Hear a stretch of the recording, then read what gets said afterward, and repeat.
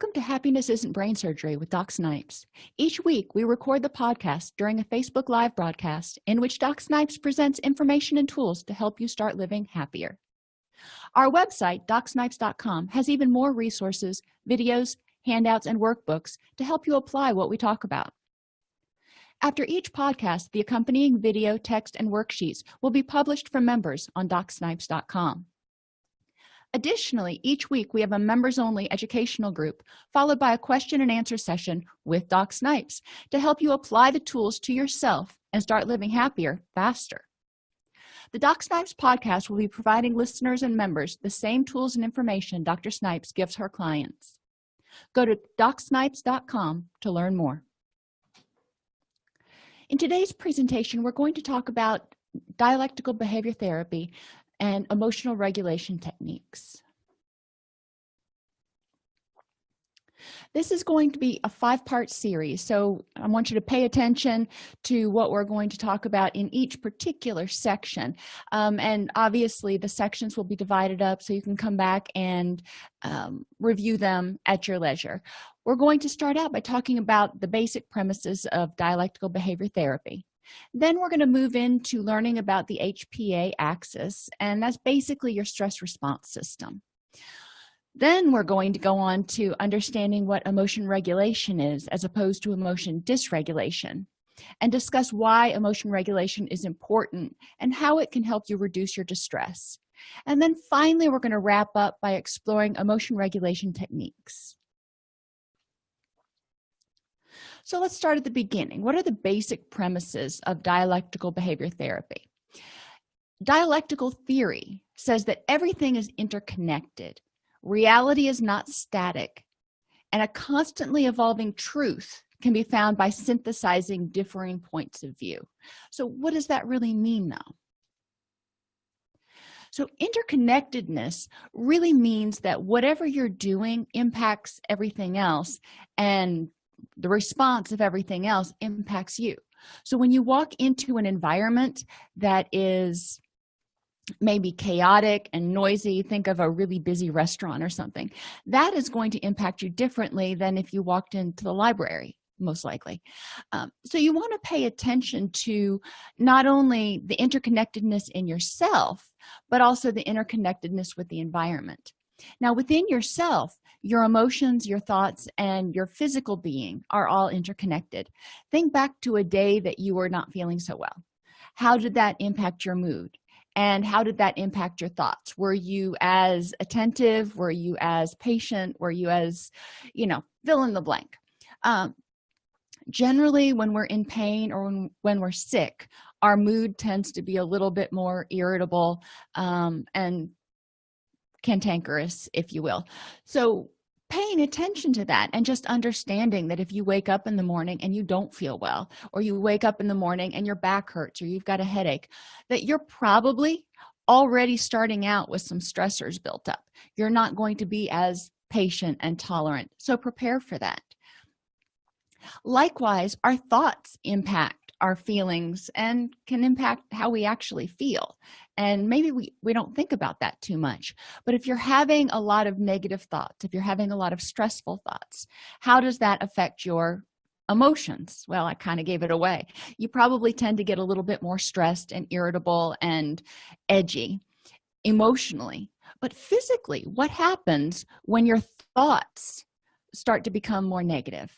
A lot of us take stressful thoughts and we feel them in our body. We get headaches, we get neck tension, we get backaches, we get belly aches, we crave certain foods. So it's important to understand that your thoughts impact your emotions and also your physical being.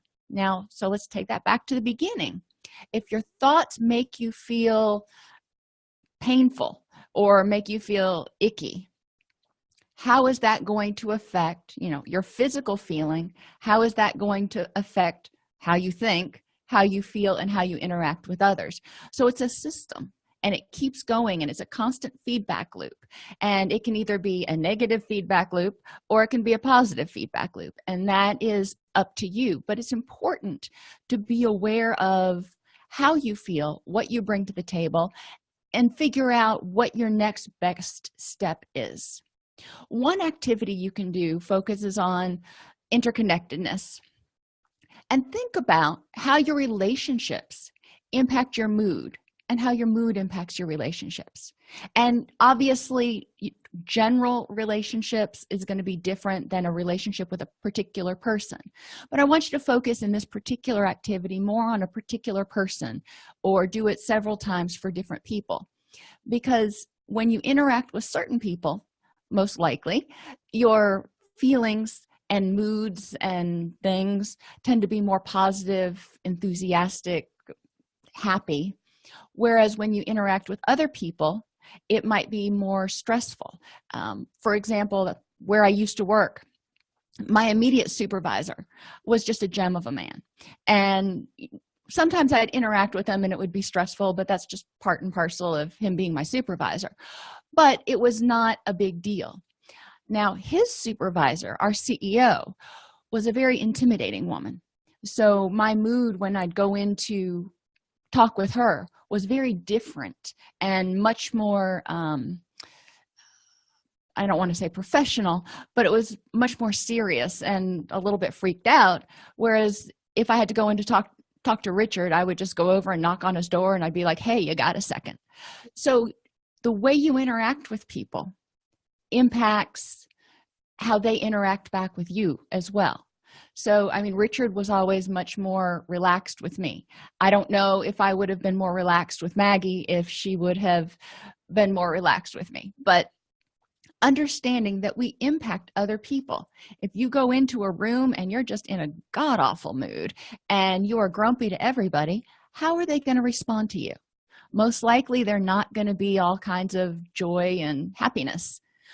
So if they respond in a similar fashion, or they ignore you because they just can't handle that negativity right now, how does that impact your mood? So you impacted them, and they in turn impacted you, and they said, I don't want anything to deal with that.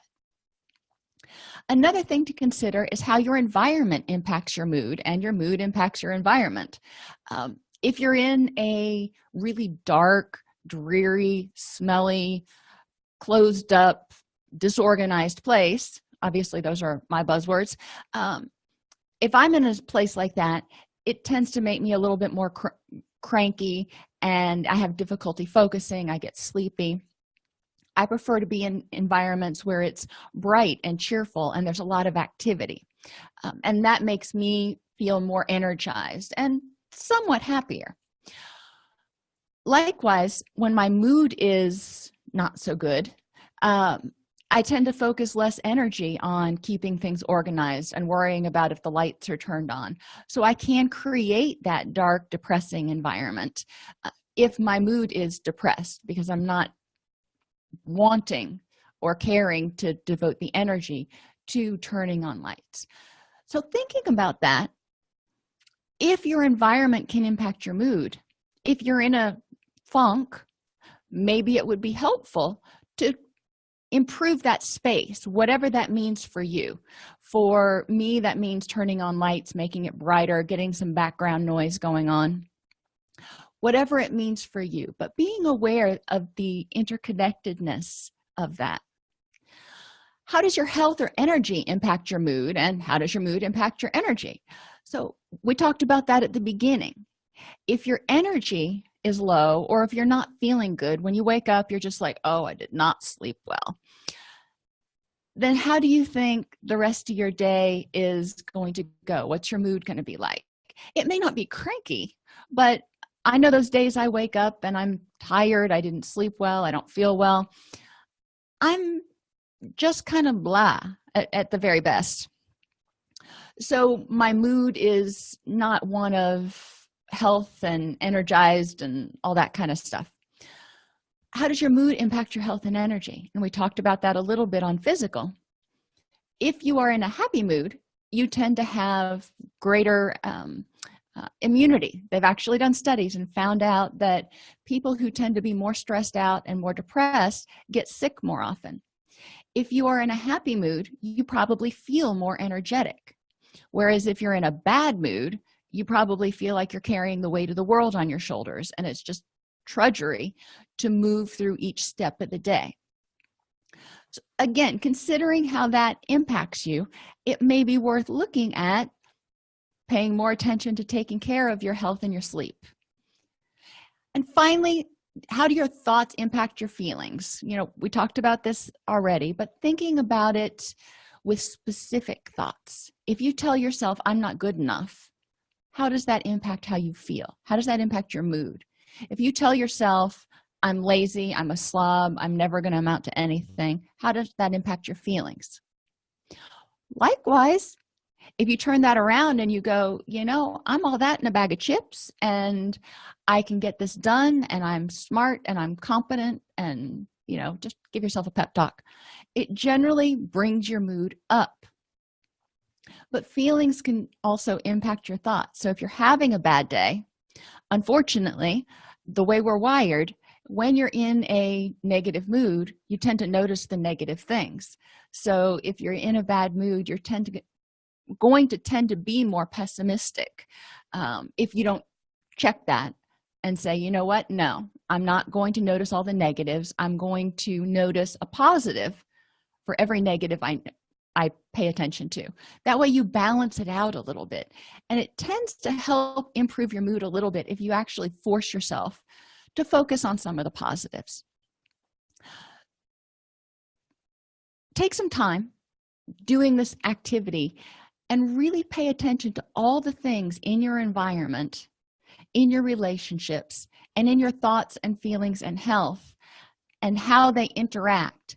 Because the cool thing is, if you improve one area, it's kind of like pulling a string on a blanket, and it kind of unravels. If you improve one area, then you can unravel the negativity and distress in multiple areas at the same time. There's going to be a reciprocal effect. So to think again about how thoughts impact your feelings, think about a time you dreaded doing something, doing your taxes, doing your laundry, whatever it is for you. What was your mood like? Most of us, if we're dreading something, aren't in the best of moods. How patient and tolerant were you toward other people? Were you kind of edgy and irritable and just shut up and go away so I can get this done? When you were acting like that, how did others seem to react to you? And how did their reaction affect you? If they ended up snapping back at you, how did that impact you? And when you're in that kind of mood, when you're dreading doing something and you're just kind of dragging your feet, what's your environment like? Paying attention to what kind of vibe you're setting off, not only for others, but also for yourself. Are you creating an optimistic, empowered environment? Once you've thought through that, then think again about how is the scenario different when you're looking forward to something. Now, I don't think any of us ever look forward to doing taxes. Well, maybe you do if you're going to get a big refund, but there are things that most of us don't look forward to. So how can you change those situations that you're kind of dreading to make them less unpleasant? You may not be jumping for joy to go out and do it, but how can you make it less unpleasant? For example, when I had to take my graduate entrance exams, that's not necessarily everybody's favorite task to do. For some reason, I enjoy doing those. And I looked at it as a challenge to see how well I could score and if I could beat, what I expected my score was going to be. So I turned it into a game for myself. If you're going to a family gathering that you expect to be somewhat unpleasant, how can you make it less foreboding? What can you think about? Focus on who at the family gathering can you spend time with that maybe you would enjoy seeing again. What can you do at the family gathering that can help you avoid whatever the unpleasantness is? Because the unpleasantness probably surrounds 2 or 3 or a few people, not everybody there and everything going on. So try to figure out things that you can look forward to. It's not going to make it a complete panacea. You're not just going to love going to do it, but it will make it less drudgery, so your mood will be better. If your mood's better, you're probably going to put off a happier vibe, if you will, which will make the relationships and make whatever that situation is go a little bit easier, and it won't drain all your energy. because when we dread things, we tend to spend a lot of energy thinking to ourselves, I wish I didn't have to do this, and being angry about the fact that we've got to do something we don't want to do. So find the positives, find something you can look forward to in every situation. Reality is ever changing. That's the second tenet of dialectical theory. What that means is what's true right now may not be true in the next moment. So, let's look at some examples. If you've ever started exercising and gotten stronger, so what was true for you back in February may not be true for you now, because you may be able to lift 15 pounds more. Have you ever gained or lost weight and changed a clothing size?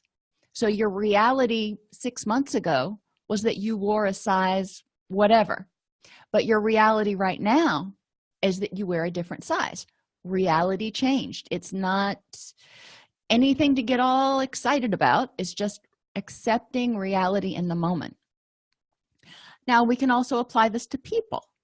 Have you ever known someone who was attentive and kind, and maybe you were really good friends, who suddenly started being neglectful and irritable? Now, what's that about? Are they still attentive and kind in this current reality? And in the current reality, you've got to figure out what is going on with that person. So you may decide that in the current reality, maybe they are having a lot of family troubles, or maybe they have gone down into an addictive sort of set of behaviors, and they are not able to be the same person they were 6 months ago or even a month ago. That's the current reality, and you need to make your decisions on whether to interact with that person based on the current reality in order to protect your own emotions and feelings. Think about how your needs have changed over the last 5 years. 5 years is a long time. What I thought I wanted and I needed 5 years ago was very different than what my goals and wants are right now. So thinking about that. And finally, truth can be found by synthesizing different points of view. So the easiest one is to think of a disagreement you had with somebody. And what was your perception of what was going on? What was their perception, and was reality somewhere in the middle? I'll give you an example. I have teenagers at home, and I will come home and they will have said they've done their chores. And I will look around and I will say, no, you haven't. Now, my reality is different than theirs. They think they have, I think they haven't. So what is the difference in the truth? Well, the truth is they did what they felt they needed to do. I saw things that I thought they needed to do that they didn't do. So reality was the fact that we both had our own truths, and combining them in the middle and then talking about what does this look like, because ultimately I'm the one who judges their chores, so my truth is more important in that particular situation. But thinking about different people's perceptions. When my son was very, very little, I would tell him to clean his room, and his definition of clean has always been different than mine. I'm a freak about floors. I'm a freak about baseboards. And he was more like, shove everything under the bed and into a pile and it's clean. And I'm like, no, that doesn't work. So talking about what your different truths are, what your different definitions of certain words and certain experiences are. This is also the reason when law enforcement goes to a crime scene, they interview multiple witnesses, and each witness saw something a little bit different, because everybody's perception, everybody's truth is a little bit different. It doesn't necessarily mean they're lying. It means they saw, paid attention to, or interpreted what happened a little bit differently. So it's up to law enforcement and the courts and what have you to determine what the actual truth is by synthesizing all those points of view. Another example, think about a time you had to make a decision about something you were totally torn on, like whether to take a job or not. So if you play devil's advocate, you're basically synthesizing two different points of view. You're synthesizing the "this is not a good idea" point of view and the "this is a great idea" point of view to come up with reality, which is generally somewhere in the middle, where it's a good idea, but there are going to be some drawbacks. Another thing you can do is think about a time you had to make a decision and your heart told you one thing, but your head told you something else. So what I want to do, but what I need to do. Two different realities within the same person. You can feel a little bit torn a lot of times. But listening to both of those voices, if you will, hearing them out and then combining them and going, okay, now what is the best choice of action based on my ultimate goals and objectives? So it's important to remember when we go into trying to control our emotions and trying to feel better and trying to understand what impacts us and makes us happy or sad and how we affect other people, that everything is interconnected. Your feelings, thoughts, and physical health all impact each other. Your mood and behavior impact your environment and your relationships, and all of those in turn impact you. So think about how your kids impact you. Think about how your spouse impacts you. Think about how your boss impacts you. And think about how you impact them and how it's kind of a give and take relationship. You have the ability to control your thoughts. Your emotions are your body's natural reaction to a threat or, something good. When you have happy emotions, it makes you want to do it again. But you can control your thoughts, which impact your emotions. You can control your physical vulnerabilities, so things that make you more irritable, like pain or lack of sleep or being hungry. You can control things in your environment to a certain extent. Sometimes you're going to be in places where the environment's the environment, but you can try to improve it, at least your little aspect of it. And you have the ability to control your relationships, how you interact and with whom you choose to interact. Reality is not static. It is what it is. In this very moment, it is what it is. Now, in 5 minutes, it may be different, and then it'll be what it'll be. But we need to understand that reality can change and will change even if we don't want it to. Needs, wants, and situations can change dramatically over time. So reality, figuring out what's actually going on in this very moment, is based in finding the truth. That truth can be found by synthesizing differing points of view at that exact moment. So in situations involving other people, put yourself in their shoes, or heaven forbid, you might even ask them, tell me, what is it you're thinking here? And explore their point of view. Instead of trying to convince them that your way is right or your perspective is right, put yourself in their shoes and go, let me understand where you're coming from. And then you can start working on synthesizing your truth and their truth. In situations involving only yourself, examine it from a logical perspective of how it will help you achieve your long-term goals, and from an emotional perspective of what will ultimately make you happier. Synthesize both of those to figure out what the best choice is that will help you reach your long-term goals and be happy at the same time. Thanks for tuning in to Happiness Isn't Brain Surgery with Doc Snipes. Our mission is to make practical tools for living the happiest life of